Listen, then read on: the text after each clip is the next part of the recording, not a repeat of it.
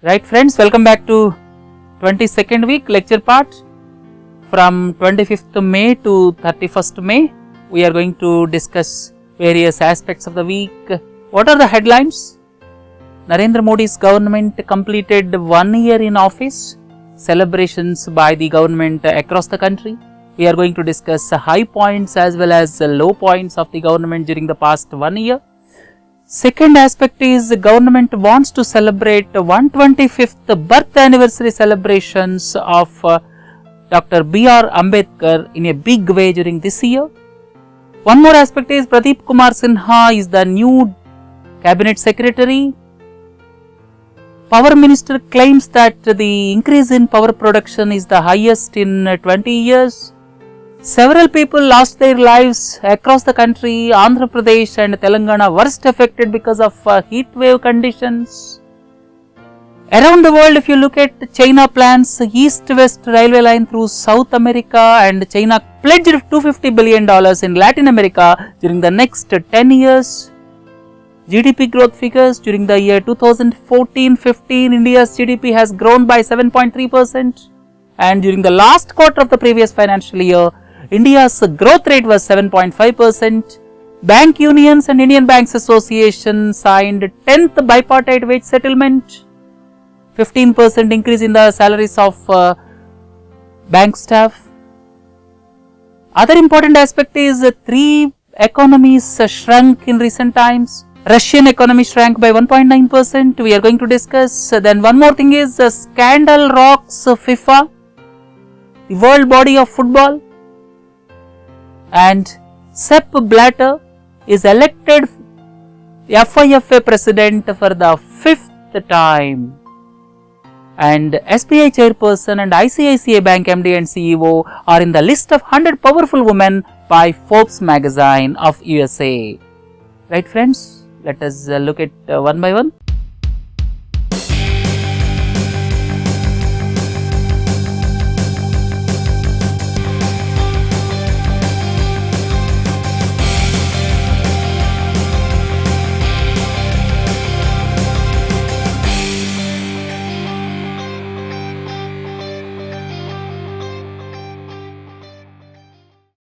The first and the foremost thing is government started the festivities, that is Saal Ek Shuruwaat Anek. Narendra Modi's government completed 1 year in office. In view of this, government started celebrations in a big way. Saal Ek Shuruwaat Anek is the tagline after completion of 1 year. The meaning of Saal Ek and Shuruwaat Anek is 1 year and several beginnings. 1 year but several beginnings, that is the meaning of Saal Ek Shuruwaat Anek. Morning newspapers on that day carried the front page letter by the Prime Minister to the fellow Indians. BJP President released a booklet, Saal Ek Shuruwaat Anek. Other thing is customized direct messages were sent from the personal Twitter handle to millions of followers by the Prime Minister. Union ministers participated in the celebrations across the country. And finally on that day, the Prime Minister launched Kisan TV. Kisan TV was launched on the eve of first anniversary of NDA government. It is basically targeted at farming community, and DTH and cable operators are required to carry this channel. That means it is made a mandatory channel to be beamed across the country as per the Cable Act. Right? In view of the first anniversary celebrations, Saal Ek Shuruwaat Anek is the tagline. Kisan TV was launched, and across the country festivities were celebrated by the BJP government or NDA government, and near Mathura, Prime Minister kick-started the celebrations. Nagla Chandrabhan village near Mathura, which is the birthplace of Deen Dayal Upadhyaya, one of the leaders of Janasangh. Prime Minister addressed a rally at Nagla Chandrabhan village near Mathura, and this is all about the celebrations of first year by Narendra Modi government. And let us look at what are the high points and what are the low points. During 1 year in office, let us take a balanced view of what are the high points and what are the low points.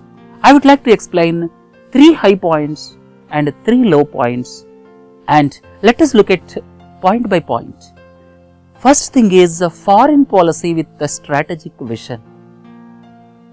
Foreign policy, experts give full points to Narendra Modi government except minor setbacks, and I would like to discuss with you what are the major points with regard to the foreign policy of the present government during the first 1 year in office.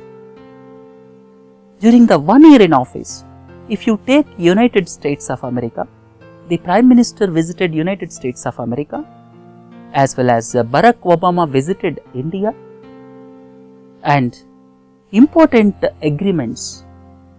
One is nuclear deal was cleared. Second important aspect is a 10-year defense framework agreement was signed. 10-year defense framework agreement was signed, and an agreement was signed with regard to the joint strategic vision in Asia Pacific and Indian Ocean region. So these 3 are the main agreements with regard to the United States of America. When it comes to the Middle East, India successfully evacuated Indians from the strife-torn Omen. Not only Indians, it evacuated persons from several other countries. And when you look at Sri Lanka, the Prime Minister visited Sri Lanka. At the same time, Sri Lankan President visited India. Previously, Sri Lanka was tilting towards China, but the visit of the Prime Minister to Sri Lanka neutralized, and now Sri Lanka is taking balanced view with their external affairs. When it comes to Bangladesh, our neighboring country, landmark historic land boundary agreement was passed by Parliament. Land boundary agreement for the past 41 years could not be ratified by Parliament. When Indira Gandhi was the Prime Minister, it was contemplated in the year 1974, but could not be signed for the past 41 years. It is a landmark achievement as far as Bangladesh is concerned. If you look at China, there are geopolitical tensions with China. The tensions, like there is a dispute as contended by China with regard to Arunachal Pradesh, and at the same time issue of stapled visas by China to the people from Arunachal Pradesh. These are geopolitical issues. Leaving these issues aside, the Prime Minister's visit to China tried to strike a balance with regard to cultural as well as economic aspects. So, when you look at all these aspects, and in addition to these aspects, Prime Minister's visit to Germany to open the world's largest fair, Hannover Messe, world's largest industrial fair, and dynamic decision taken by the Prime Minister with regard to the purchase of Rafale aircraft from France in government to government deal. Purchase of Rafale aircraft could not be solved for so many years, but the Prime Minister took a decision to purchase 36 Rafale aircraft in government to government deal with France. And these are the success stories as far as the strategic vision of the Prime Minister is concerned with regard to the foreign affairs. What are the drawbacks on foreign front? So far, no comprehensive action to improve relations with Pakistan. Second important aspect is Afghanistan is slowly tilting towards China. India needs to consider this aspect.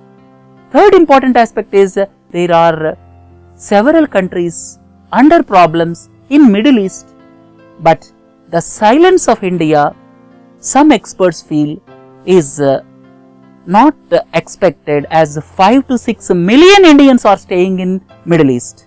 Leaving these 2-3 aspects, overall in world affairs, experts feel that India has done a strategically good job during the past 1 year. The second important aspect is financial inclusion in mission mode. previous governments also tried several schemes. But the present government tried to push financial inclusion initiatives in mission mode. Around 15 crore accounts were opened under Pradhan Mantri Jan Dhan Yojana, and now government is pushing Pradhan Mantri Jeevan Jyoti Bima Yojana, Pradhan Mantri Suraksha Bima Yojana in mission mode along with Atal Pension Yojana. There may be some old schemes similar to these schemes. Swavalamban was there. Inflation indexed bonds were there. Several schemes were there started by the previous governments. But the main difference is now the government is pushing in mission mode. This is the second achievement of government of India. The third important aspect is transparency in 2G and coal block auctions. Recently, 2G auctions and coal block auctions were held. Revenue increased substantially, and at the same time, to allot coal mines as well as mines and minerals, 2 bills were passed which will enhance transparency in allotment of coal as well as other mines, and this is the overall achievement as far as coal and mines are concerned. So whatever I have listed, these 3 points: foreign policy, financial inclusion with mission mode, third is transparency in 2G or coal auctions, as well as passing the important bills of coal mines as well as minerals. These are the important developments took place during the past 1 year. But what are the low points? Government claims GDP growth. Last year government claimed 7.3% GDP growth in the year 2014-15. Government revised the methodology. Government revised the base year. Ultimately, after revising methodology as well as the base year, GDP increased to 7.3% last year. But the ground reality is something different. For the past 5 to 6 months, exports are falling. 1 month they touched minus 20% in comparison to the previous month of the last year. For the past 5-6 months, exports are falling drastically. Index of industrial production, that is also not showing signs of growth. Credit offtake, the index of GDP growth, is also not on the expected lines. Credit offtake is still struggling around 9% and 10% from the banking system. So the ground reality shows that the GDP is not growing at the figures as announced by the government. Probably the figures of the government are due to revised methodology as well as changing the base year, and the ground data, macroeconomic data, is not supporting the figures given by the government. Second important low point of the government is incidents like attacks on churches as well as Ghar Wapsi programs cast a shadow on the functioning of the government sometimes, and there is an apprehension that they may threaten or undermine the secular fabric of the country. Some people fear for this. The third important aspect is more rhetoric than actual reality in the ground, especially with regard to Swachh Bharat, smart cities, digital India. These programs are not going on as per the expected pace. If you look at the smart cities program during the first year's budget, 7,000 crores were allocated, but not much action at ground level. So far, the smart cities are not yet identified. Swachh Bharat, not much change at the ground level, in addition to the photographs of politicians as well as bureaucrats.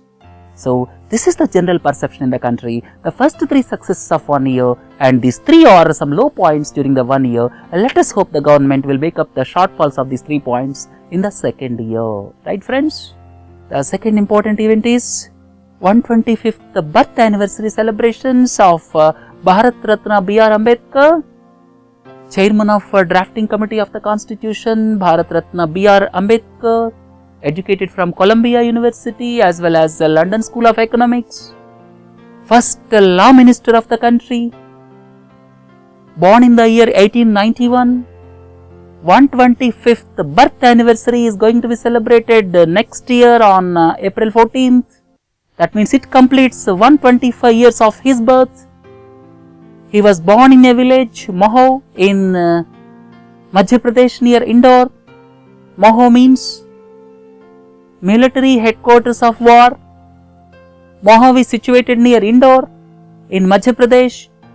He was awarded Bharat Ratna in the year 1990. Government is going to celebrate during this year. 125th year, government is going to celebrate in a big way. Committee was constituted under the chairmanship of the Prime Minister. Ambedkar International Center is going to come up with a cost of 197 crores at 15 Janpath in New Delhi. Commemorative postal stamp and coin are going to be released. Ambedkar Memorial in Delhi is going to come up at a cost of 99 crores of rupees. And April 14th will be celebrated as National Amity and Brotherhood Day, National Bandhutva Bhav or Samarasyata Divas. And lectures across the country by the chairs set up by Ambedkar Foundation. And tableau on B.R. Ambedkar will be presented during the Republic Day Parade in 2016.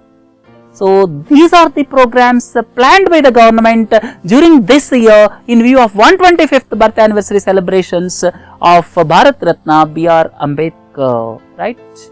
Look into the next issue. Pradeep Kumar Sinha, the present secretary in Ministry of Power, is the new cabinet secretary. P.K. Sinha will take over on 13th June 2015, 77 batch IAS officer of Uttar Pradesh cadre, and he will succeed Ajit Seth, whose term ends on 13th June. Right? Please don't forget, P.K. Sinha is at present secretary in the Ministry of Power, and he is going to head the bureaucracy in the capacity of cabinet secretary. Look into the next one. Increase in power production as claimed by Union Power Minister. Piyush Goyal, Union Power Minister, claims that India added 22,566 megawatt of power. 22,566 megawatt of power, the highest in 20 years. Please don't forget, this power production of 22,566 megawatts, which was added in 1 year, is the highest during the past 20 years. And 84% high in comparison to last year, and the minister also claimed that coal production increased by 8.3%, the highest in 23 years. And please don't forget, Coal India Limited was given a target of production of 1,000 million tons or 1 billion tons of coal during the next 5 years.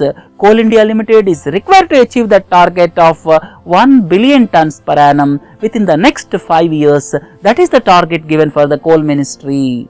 And 5 ultra mega power projects with the total capacity of 20,000 megawatt are going to come up. Ultra mega power project is coal based.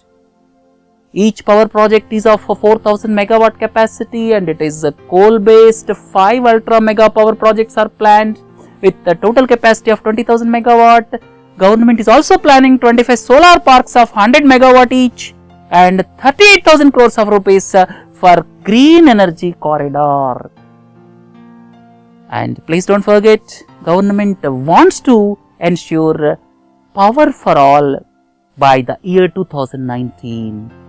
Second important aspect is, by the year 2022, government wants to add clean energy of 1,75,000 megawatt, out of which 1 lakh megawatt will be of solar, 60,000 megawatt is of wind, and 10,000 megawatt is of bioenergy, and 5,000 megawatt is of small hydro. These are the ambitious targets of the government. Power for all by 2019. Please don't forget, housing for all by 2022, Swachh Bharat by 2019. These are the ambitious programs of the government. Please don't forget. Look into the next one. Heatwave. More than 1,000 deaths in Andhra Pradesh. Across the country, more than 2,000 people lost their lives. The worst affected state is Andhra Pradesh, followed by Telangana. Around 1,000 deaths occurred in Andhra Pradesh. In 1 week, more than 500 people lost their lives. And abnormally high temperature is normally considered as heat wave.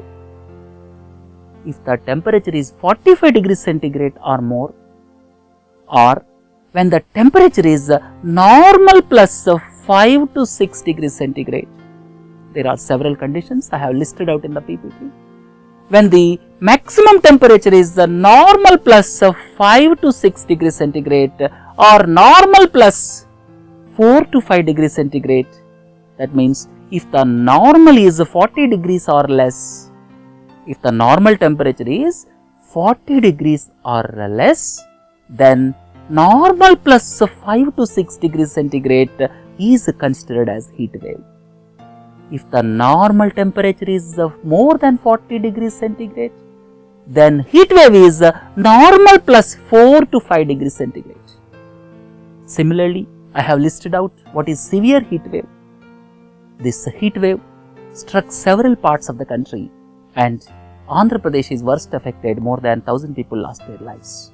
Right? The remaining information I have given in this slide. Please go through it. Look into the next one. NSSO, National Sample Survey Office, 70th round report. India has 90 million agricultural households. Total agricultural households. This survey was conducted in the year probably 2013, and as per this NSSO 70th round of survey, National Sample Survey Office conducts this type of surveys, and as per this survey, in India 90 million agricultural households are there, and in rural areas 58% of the population or 58% of the households, which makes 90 million are agricultural households. The other important aspect is more than 65% of these agricultural households own less than 1 hectare land. 1 hectare means roughly 2.5 acres. More than 65% of these agricultural households hold less than 1 hectare land. The other important aspect is majority of agricultural households belong to OBCs. Around 45% constitute OBCs in agricultural households, and SCs constitute 16%, STs constitute 13%. This is as per NSSO survey for agricultural households. Right, friends? Look into the world events.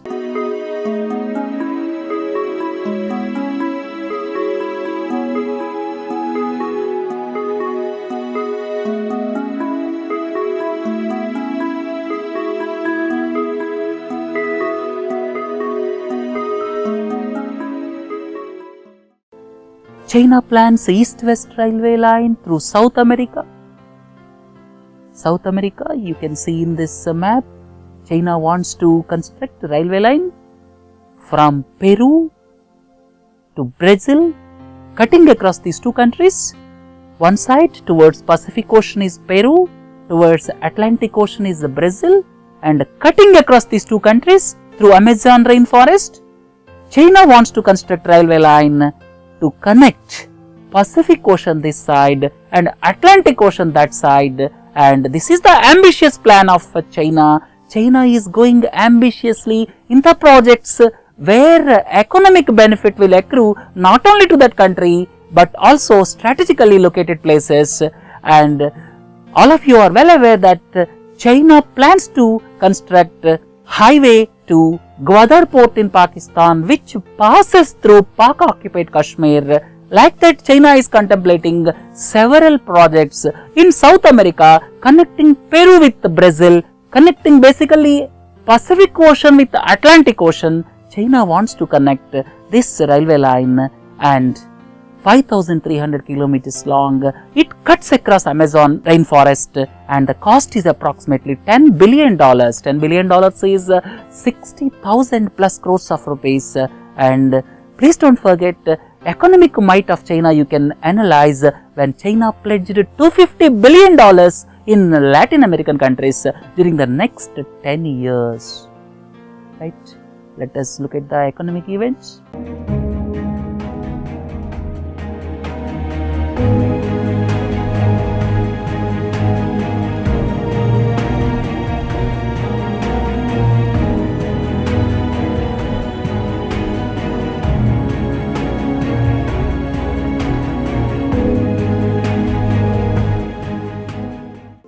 For 2014-15, GDP growth at 7.3%.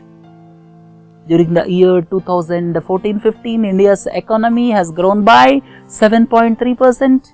Please don't forget, the methodology is changed, base year was changed, and because of these two reasons, we have already discussed what is base year and what is methodology in our previous lectures, and because of these two changes, GDP is showing respectively high figures and 7.3% in 2014-15 and 7.5% during the last quarter of 2014-15. During the last quarter, that means January-March 2015, GDP growth was 7.5%, and during this quarter, China's growth was 7%. So now India is growing faster than China.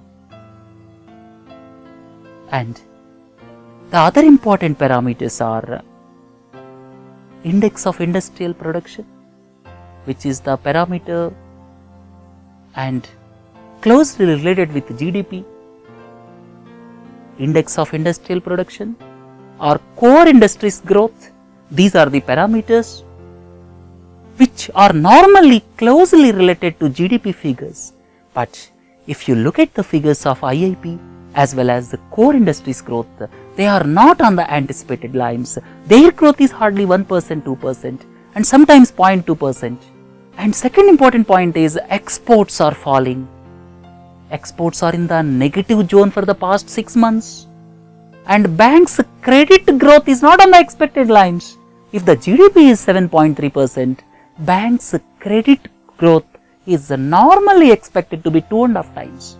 If the GDP is close to 7.5%, then the credit growth in the banking system is normally expected to be 2.5 times. But this is not happening. The credit growth in the banking system is hovering around 10%. It is supposed to be around 20% or 18%, but that is not taking place. So the other macroeconomic parameters are not supporting the figures of GDP growth. And some experts expressed their apprehension about the GDP figures. And once Raghuram Rajan also expressed his apprehension about the GDP figures. Right friends? Bank unions and Indian Banks Association sign 10th bipartite wage settlement. Banking system for employees, the wage revision takes place once in 5 years and the wage settlement is due from November 2012, but it could not take place because of a disagreement between various unions and Indian Banks Association, which represents the management. There was difference of opinion between management and bank unions, because of which the agreement could not take place. Finally, it was agreed that the salaries of the bank employees will be increased by 15%. There will be 15% increase in the salaries of bank employees and there will be 2 holidays on Saturdays. Banks will not function on 2nd and 4th Saturdays. They will be declared as holidays, but during the remaining Saturdays, it will be a full day. So 2 holidays on Saturdays and remaining Saturdays, banks will function full days. And please don't forget, the salaries of bank employees are revised once in 5 years, right? And the recent agreement is 10th bipartite wage settlement. Look into the next issue, shrinking of economies in January-March 2015 quarter. We have just discussed in January-March 2015 quarter, Indian economy has grown by 7.5% and the Chinese economy has grown by 7%. I am talking about that particular quarter. During the quarter, that is January to March 2015, India's economy has grown by 7.5% and the Chinese economy has grown by 7%. And look at these 3 economies. United States of America's economy shrank by 0.7%. It contracted by 0.7%. instead of expanding, it contracted. And you look at Russia economy, it shrank by 1.9%, and Brazil economy shrank by 0.2%. The economies are shrinking. It is the worrying sign in the world. The economies, major economies, United States of America economy shrank by 0.7%, Russian economy shrank by 1.9%, Brazil economy shrank by 0.2%. This is the real worrying factor. As the major economies are shrinking in recent times, it shows that the growth in the world is not on the expected lines. Right, friends?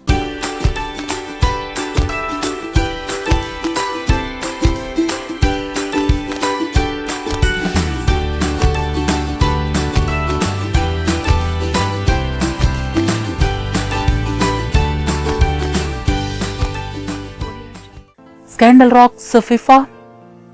This is the body of football, international body, the most powerful body, headquarters Zurich in Switzerland, and governing body was rocked by scandals. Top FIFA officials were arrested. 7 of the top officials were arrested in Zurich in Switzerland, and corruption charges involves more than $150 million in bribes. And the indicted include Vice President Jeffrey Webb also, and there are news reports that criminal investigations include awarding of rights to host FIFA World Cup in Russia in 2018 and Qatar in 2022. All of you are well aware, in the year 2018, Russia is going to host the World Cup of football, and Qatar is going to host in the year 2022, and now investigation also revolves around bribes for awarding the contracts to host the cup in these two countries also. And with regard to FIFA, one more thing, Sepp Blatter, who is the president of FIFA for the past 17 years, since 1998, he is the president, he belongs to Switzerland. Sepp Blatter re-elected again as the president for the 5th time. In spite of the corruption scandal in FIFA, Sepp Blatter was elected for the 5th time. He got 133 of 209 votes. And as the scandal broke out in FIFA, Sepp Blatter resigned recently. Right?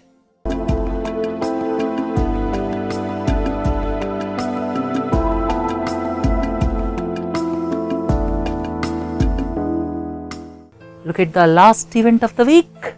SBI chairperson and ICICI Bank MD and CEO in the list of 100 most powerful women by Forbes.